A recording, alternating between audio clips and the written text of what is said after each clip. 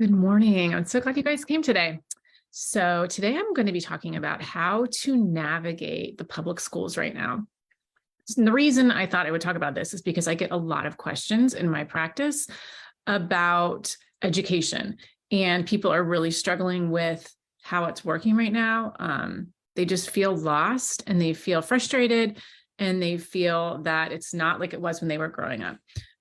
And I will say it is not like it was when you were growing up. It's very, very different, not because anybody wants it to be different, but just because of the state of the way things are. And we're going to go over that in just a second.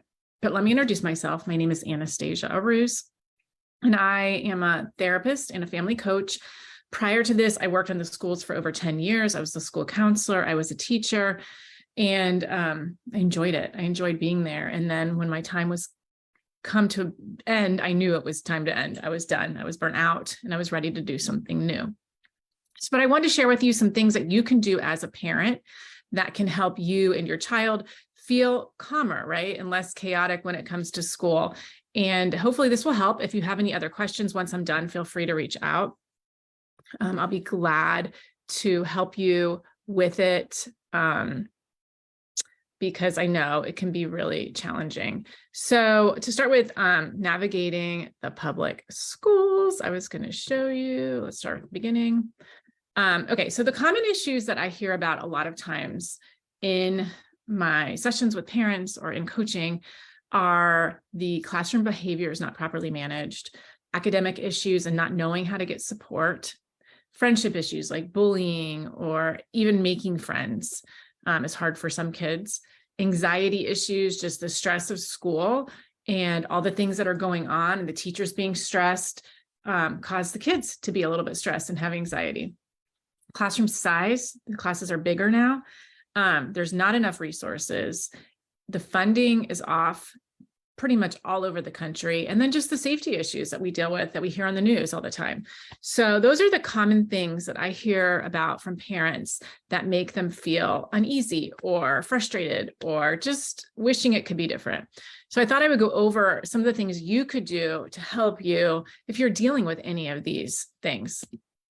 So I have, if you look at this slide, it says behavior issues. So this is something you can do, and you can do this with all of the different things I talked about. And so we're going to call it, I'll show you really quick. We're going to call it follow the chain. All right. So the chain is basically going to be if your child comes home and either they're having behavior issues or there's another child in their class having behavior issues that they aren't able to focus, not able to learn, things are really stressful for them. The first thing you need to do is just talk to your child, try to understand what's going on, get them to advocate for themselves, maybe do some role playing of you can be assertive, you need to talk to your teacher, can you talk to the other child? All those things need to happen first. And you need to document that, okay? So if you do have these kind of issues, document what you've done through this whole process and needs to be in writing. So say your child comes home day after day, you've done all the prep with them, you've taught them all they need to know about working with other kids or working with the teacher, and it's just not working. They're still struggling. So the first thing you're going to want to do is you're going to want to contact the teacher. And you're going to want to let them know what's happening and what your child is coming home saying. First, you might want to do it through email. Maybe you might want to set up a conference with them. But that is your first chain, part of the chain that you're going to do. Always go to the teacher first. They have gone to school for years to do this job.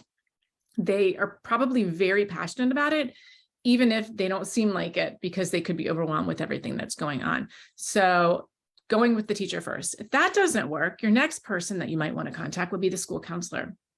Now, the school counselor is someone that deals with social skills, behavior issues, not in regards to punishment, but more helping children learn how to behave in various situations. So you might want to contact them, right? So if you decide to do that, you would then loop in the teacher and send your email to the teacher and the school counselor about all the things that you've tried. I've met with my child. These are the things we've done. I've met with the teacher. These are the things that have happened. Now I'm reaching out to you because we're lost. We don't know what to do at this point. Okay, so you meet with maybe you'll do a meeting with the three of them, try to solve the issue, but it still doesn't work. Your next person in the chain will be the assistant principal. You then want to contact them and say, you know what, I've met with the school counselor, I've met with the teacher, we've talked with my child, and the issues just aren't stopping. It's been going on this amount of time. he or she is really struggling with either if it's their behavior or another child's behavior, and we just don't know what to do. Okay, so then you're going to meet with them probably. And then at that point, you're going to want to meet with the principal if nothing is working. And then once you do all of that, if it's still not at the place where you feel like it should be, you could reach out to the district, right? And so you'd want to start with probably someone at a lower level in the district, but loop them in. And remember, every time you loop another person in, you make sure to include that on the email, include all the other people, so everyone knows what's going on. When you're doing this, there's a few things that you need to remember. Respect. You're going to get a lot further if you're respectful, kind, professional. These people have all gone to school for this. This is their jobs. They're tired. They're overwhelmed. They do not respond well to people that are not respectful. You're going to get a lot further with this, right? You're going to want to make sure everything is in writing. And you might even do this with your husband or your wife to make sure everything is written in a way that is professional and is coming across respectful and is very clear about what you want. What do you want your outcome to be? So make sure you do that. And then I had said there, add people into email as you move down the chain. So making sure everyone is looped in and that you're coming up with a plan. What is the plan? What is the ultimate goal of what you want to do if you're experiencing these kind of issues at school? All right, so that's my first tip for if you're having issues with behavior. All right, so the next type of issues that I hear a lot about are academic issues. So here again, you're going to follow that chain of talking to the teacher, the school counselor even, and maybe even looping in the school psychologist, the speech pathologist, or the occupational therapist. Those people are all very, very good at their jobs, and they could help you understand what's going on with your child as well. Here again, make sure you're documenting everything, you're including everyone in on the emails, and you're also very specific about what the academic issue is. You can request a team meeting. And if it becomes an issue to where you feel like your child needs an IEP or a 504 plan, make sure you know the law, know what you're trying to get, understand what it is that you're looking for in regards to like the individual education program. So there's a lot of YouTube videos on this. There's articles on Google. So making sure you know the law. You could also hire an educational consultant. There's people like that all over the country that can help you navigate these kind of issues as well. But to start with, I would just start with the chain of command or just that whole thing of the teacher, the counselor, the school psychologist, the speech pathologist, and work your way to where you need to get the entire team. And making sure that if you have a child in kindergarten or first grade or so, you're addressing these issues now, because if they're struggling in kindergarten, they're going to struggle through unless you put a plan in place. And many times teachers will do this. This is not something that is overlooked typically, but might need some support from you as well. So making sure that you're paying attention to what is going on and that your child is getting what they need at school, right? So yes, the funding is limited.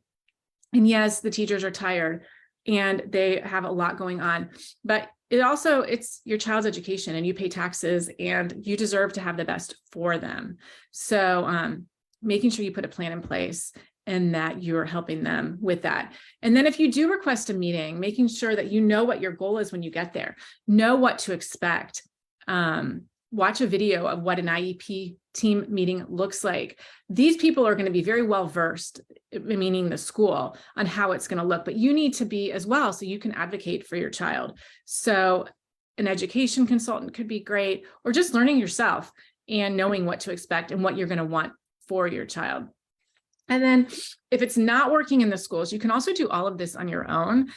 You can reach out to a psychologist in the community or a speech pathologist or an occupational therapist, and they can do testing for you. And you don't have to have like a team meeting for all that. You can meet with them ahead of time, get all that done, and then take it to the school. That's something sometimes parents will do, is do it all privately and then take it to the school and present it. It's up to you how you want to do it. That does typically cost money. But some people would rather do it that way than have to wait and go through all the steps at the school. All right. The social issues is the next one that I hear about a lot of times. The school counselor is the person you're going to want to go to for this. And you're also going to want to make sure you loop in the teacher for these kind of things. When you contact the school counselor, They are well-versed in doing group sessions with kids, individual check-ins. They'll do lunch groups a lot of times. They are not going to do therapy necessarily. So if that's something you're looking for, you're going to need to look into the community for that. But the school counselor can definitely offer your child support. Your child can use them as a buddy or a place to go when they are feeling sad, just to check in and just to have someone to support them in that problem or whatever it is that they're having. And then just staying in contact with that school counselor and communicating and using that connection to help your child. I will say that when I was in the schools, the parents that I saw the most that reached out to me in a kind, professional, respectful way, those are the ones I would remember. Those are the ones I would remember their kids. Those are the ones that I'd want to communicate with. Like I saw Johnny today at lunch and he was doing so well, talking with all the friends at the lunch table. His anxiety was reduced. He didn't seem upset. I was really excited to see that. Now, the only way I would reach out to a parent like that was if we'd already built that connection. And so it's really important to build those connections with the teachers and with the people at your schools, especially in the elementary. Bullying, if that's an issue, you can also reach out to the school counselor for that. If it becomes bigger and bigger and bigger, you need to follow that chain of command again, where you get the teacher, school counselor, then the assistant principal, and then reaching out to the county office if needed, but making sure you're always following that chain and that you're documenting everything that is going on. All right, so funding, as we all know, funding has been an issue in schools recently, and they're struggling. Their classes are bigger, teachers are tired, they don't have the supports that they need necessarily. Many of the schools, like the kindergarten, first, second grade classes, used to have an assistant per classroom. And now many times it's like one assistant per 3 classrooms. And so there are things you can do if you have time. You can be proactive, join your PTA program. If you're a local business owner, you could donate, start a fundraiser, volunteer. We need parents in the schools. I will say that is something that is extremely helpful for a school, is to have parents in there that want to help and want to do things that support, not necessarily complaining, not going in there telling them all the things that are doing wrong, but that they're being supportive. If you've been a teacher in the past and you're a mom or a dad now, maybe you could go in and volunteer and read or do some reading lessons or whatever it is that they need. But be proactive if you're able and have the time to do that, because that will also help the teachers feel more supported as well. And then safety is my final thing I want to talk about today. The safety issues that we hear about on the news or on the radio, wherever, with technology, violence, guns. Here again, being proactive. And this one also, if it's like a technology thing, making sure you know what your kids are on, even if they have computers at school, making sure that you're connected to it with their phone, with your phone. Like if they have a like one of those Google computers, I can't think of the Google Chrome. You can connect all of that to your phone so you can see exactly what they're doing. So making sure you set up everything in a way where you know what websites they're on, what they're going to. Even if the school says that they have all the things in place, you still need to know, because I'm telling you, kids are able to find the craziest stuff even without all those protections. And I'm sure you know that as a parent. So making sure that you are personally keeping your kids safe and you're not leaving it just to the school to do that. The violence, if your child is experiencing any type of violence in the schools, making sure that you are aware, you're supporting them, you're not ignoring it. And then just the guns, just being really proactive about the kids knowing what to do with gun safety, whether you have guns in your house or you don't have guns in your house, but them knowing what to do if something occurs in their schools. And it is okay to talk about it, right? Like they're hearing about it anyway. So if you're talking about it with them, it's just making it seem like more normalized, which I hate to say that guns need to be normalized in our schools, but it does, right? They need to know what to expect if they hear something over the intercom or there's an emergency. They need to be able to think it through clearly and not be in panic mode. It's really sad that we have to talk about that, but just making sure you are pretty verbal with them about the schools and being safe. And if they want to talk to you about it, I know a lot of the schools now do the emergency drills. So they'll send it, typically they'll send like a text or something if they're going to do it that day. So if you know that's happened, talk to your child about it. Ask them how it was. How did they feel? What was that like hiding under a desk or in the closet or whatever it was? Even if they don't bring it up, talk with them about it, just so they know that you're aware that that's happening. All right, so here again, you could be proactive, talk about these things in the PTA programs, donate money for more support, start a fundraiser, volunteer. All of those things can help with safety as well. We need parents involved with schools and with their kids. I think the biggest thing with all of this is that you're just paying attention and that you know that you have a voice in all of this, and that there is ways to get things done in the public schools. It's not an all out and be all thing. You can definitely get what you need. You just need to know how and what avenues to take. If you have more questions for me, I do still do my parent coaching. So I'd love to help you with that. So I can help you with behavior, school support, understanding development, and then just enjoying your kids. It's hard sometimes when we're working a lot or we have so much going on. So if you're looking for something like that, let me know. I'm available. And you can find all that on my website, or just you can send me a DM through the group or just through Facebook. All right. So I hope you guys have a great day. I'm so glad you were here today, and enjoy the rest of it. Bye.